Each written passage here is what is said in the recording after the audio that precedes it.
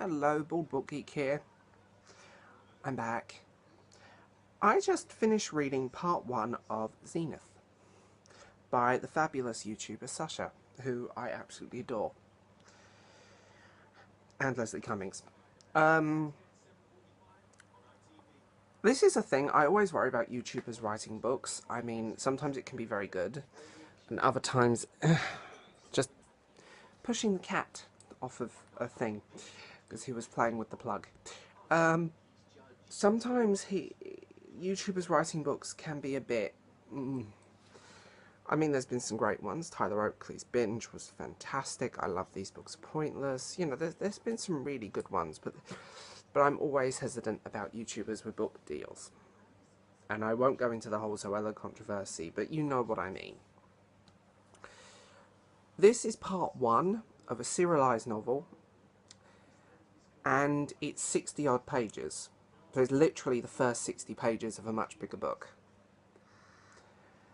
And this is where it falls down for me. I'm sorry.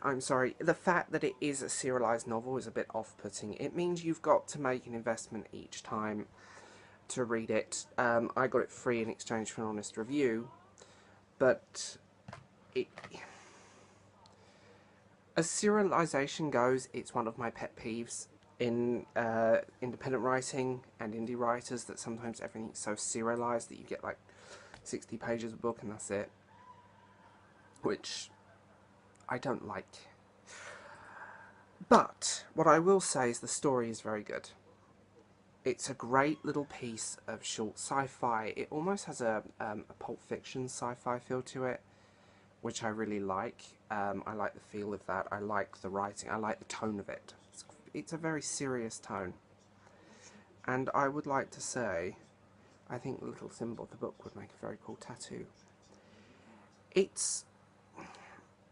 What I didn't like was that it was familiar. I felt like I'd read it before, or at least parts of it. It felt familiar, to say the least, on the subject. It felt... yeah, but then again, there's not much... Sci-fi is an odd genre, and I think that with it being just like a taster, part 1 of a much bigger book, it's kind of like... this is setting things up and not moving them forward.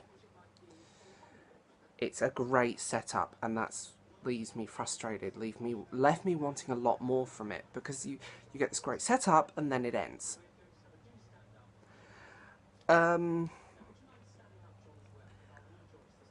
General consensus here is I would definitely keep reading them.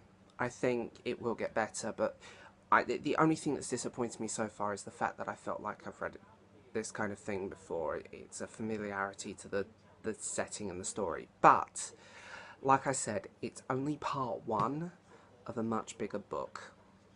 So, I hope part 2 is just as good. And this, by the way, I'm not saying it's terrible, I'm not saying it's crap.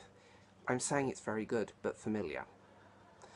But I'm hoping part 2 takes what this starts and builds it, and gives it a boost, gives it a kick, I hope. As I'm a huge fan of her channel. I think she is phenomenal as a booktuber, and partly one of the reasons I got into doing this myself. So, yeah, do check this out. It's worth picking up. It's brilliant. It's not... Despite my review, it is very good. As I said, brilliant but familiar. So, I'm the Bald Book Geek. I'm out of here. Have a good one, guys.